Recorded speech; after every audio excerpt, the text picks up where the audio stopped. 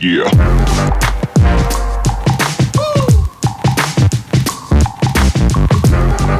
Rodrigo, meu querido, deixa eu já tomando aqui a frente para te fazer a primeira pergunta, e obviamente que o Marques vai falar para caramba aí também, a gente vai debater bastante.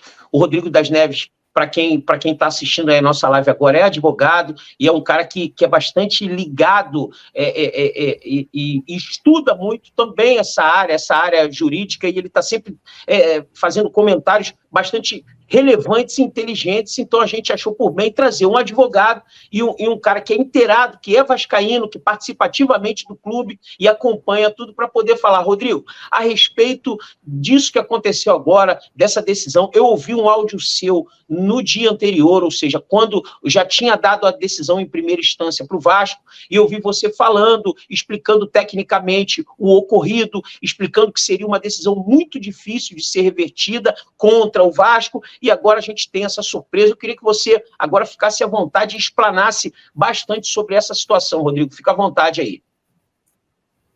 Então, vamos lá, Luiz. Tecnicamente falando, quando a gente tem uma decisão de primeira instância deferindo uma tutela de urgência, né, dando provimento para uma liminar, né, para trazer mais para o linguajar do dia a dia, ela, quando é objeto de um agravo de instrumento, que é o recurso, ela só é reformada se ela for muito absurda. Existe uma súmula no Tribunal de Justiça do Estado do Rio de Janeiro, que é a súmula 59, que ela fala que essa decisão só vai ser passível de reforma se ela for uma coisa esdrúxula. Ele chama até uma palavra chamada teratológica, né, que seria uma decisão absurda, ou contrária à lei. E essa decisão da primeira instância, do juiz, ela não foi contrária à lei, ela não foi absurda, e ela não tinha nada que saltasse aos olhos como se tivesse uma situação ilegal, a ponto do desembargador deferir um efeito suspensivo dentro de um agravo, que foi isso que ele fez.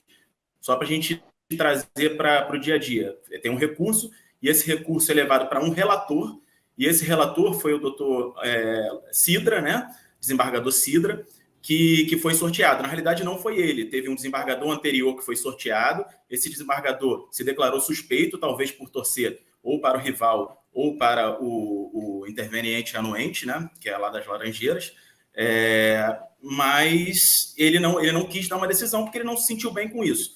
Em contrapartida, a nova distribuição foi para esse desembargador, chamado Sidra, né? O sobrenome dele, e ele se sentiu confortável para dar a decisão. Tá? Só que ele não levou em consideração essa súmula 59, ele simplesmente concedeu um efeito suspensivo pautado em 2 pilares. Tá? Eu li e reli a decisão umas 5 vezes para a gente não falar nada aqui que fosse absurdo. A primeira situação é a seguinte: quando se tem uma tutela de urgência, que é uma liminar, a gente tem 2 pilares para você poder conceder, que são 2 requisitos.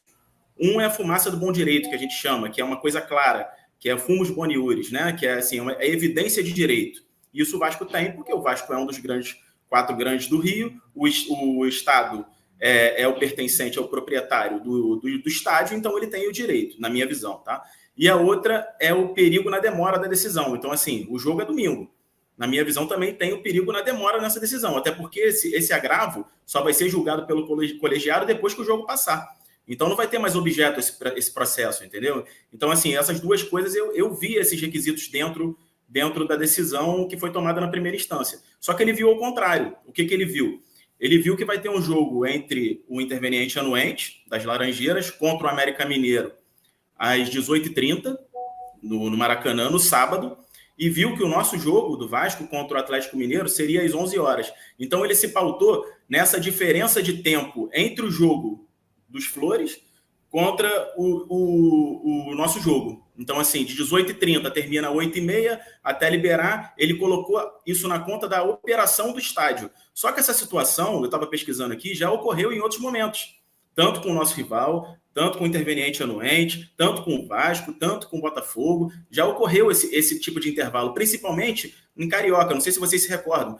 Os clássicos cariocas, as semifinais cariocas, elas obrigatoriamente aconteciam no Maracanã, um determinado período, né, do Carioca. Então, o Vasco, por exemplo, jogou um jogo contra o Bangu, que talvez vocês se lembrem, que foi um gol 1-0, gol do Thiago Reis. Esse jogo foi às 6 da tarde, e depois teve o jogo no domingo.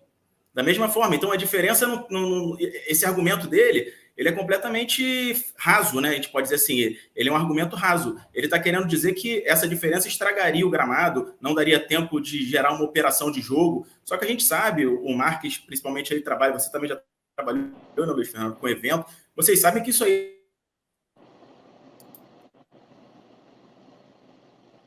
Marques, eu acho que... São situações que a gente não consegue entender.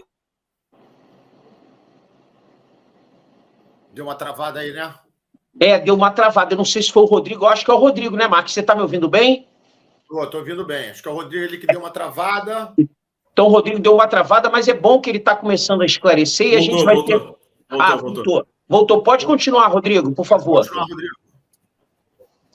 Então, ele pautou nessa diferença, mas só que essa situação já ocorreu em outras vezes, já ocorreu em outras situações. E ele alegou que não teria perigo na demora, dizendo que teriam outros estádios disponíveis, como Engenhão, e ele não citou outros, ele citou o Engenhão especificamente dentro do município e outros fora do município. Só que isso aí, você está mitigando o Vasco de usar um bem público no momento que ele mais precisa, porque vamos trazer para a situação fática. Nós tivemos o jogo contra o Cruzeiro, entramos com a liminar, vencemos na liminar, essa liminar foi objeto de recurso e ela foi mantida. Tivemos o jogo contra o Sport, tivemos a liminar deferida, foi para a segunda instância e ela foi mantida. Nessa terceira situação que a gente está tendo agora contra o Galo, teve contra o Palmeiras, liminar, de recurso mantida. Aí agora a gente está tendo contra o Galo, é a quarta situação. Nas três situações, tivemos decisões pró-Vasco, na primeira instância, mantidas em segunda instância.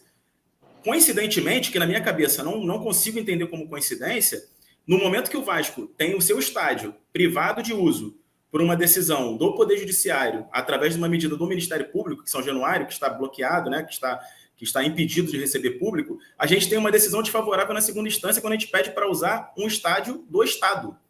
Então, assim, bem nesse momento, tem uma mudança de entendimento do mesmo objeto, da mesma situação, da mesma situação que é levada ao judiciário, tem situações diferentes. Ele dentro da decisão, ele tenta levar dizendo que são situações diferentes. Ele tenta caracterizar isso. É até uma técnica jurídica para você poder dar uma decisão diferente das decisões que vêm sendo tomadas. Ele alega, não, isso aqui é diferente das outras vezes, porque tem o jogo 18h30 e esse jogo seria 11 horas. Tá? Então, ele pauta muito nisso. Se vocês lerem, ele fica batendo muito nessa tecla, exatamente para mostrar que é diferente, porque seria um absurdo você ter 4 situações iguais e uma decisão diferente. Apesar da gente que é do judiciário saber que isso é mais comum do que o normal. Tá? Entendi. Cara, que absurdo. Assim, no meu entendimento, Rodrigo, uma coisa que eu estava até falando com o Marques, depois dessa minha pergunta eu te passo a palavra, irmão. Só para eu não perder aqui o fio da meada. Que eu li uma parte ali, Rodrigo, que o Marques me mostrou, que o juiz diz que isso não atrapalharia o Vasco, né, e nem o torcedor do Vasco, porque existem outros estados, e aí ele cita como exemplo, além do Engenhão, que é um estado dentro do nosso município, ele cita estádios fora do nosso município, o que é um tremendo de um absurdo, ele querer comparar que não muda nada para o torcedor do Vasco jogar no Maracanã. Para começar a história, se você perguntar para 10 torcedores do Vasco se eles preferem jogar no Maracanã, ver um jogo no Maracanã ou ver um jogo no Engenhão, os 10 vão falar Maracanã. Eu acho que nem o cara que mora no Engenho de Dentro, ou no Meia, ou no Encantado, ou no Caxambi, ou na Abolição, esse cara não vai querer jogar no Engenhão, porque o Maracanã, para jogo, para o torcedor chegar, para o torcedor visualizar, se assentar, é muito melhor o Maracanã, cara, não tem termo de comparação. Isso eu estou falando do Engenhão, que é um equipamento bom, né? Ok. Agora, ele usar o argumento do interior, cara, isso é um absurdo, é um negócio, assim, é muito surreal. A gente não tem como reverter isso, Rodrigo?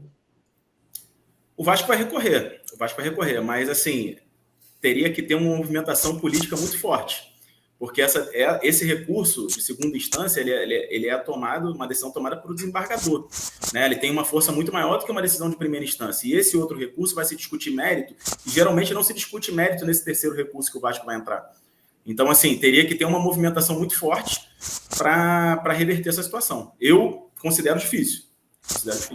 Até pelo tempo que o Estatuto do Torcedor prevê, o começo de venda de ingressos, a coisa está ficando muito achatada, né? O jogo é domingo, amanhã já é quinta-feira.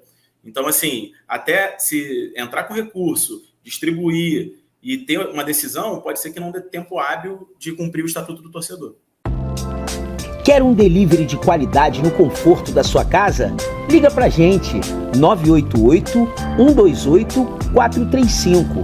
Temos os melhores produtos e um atendimento de excelência. Seu evento vai ser um sucesso.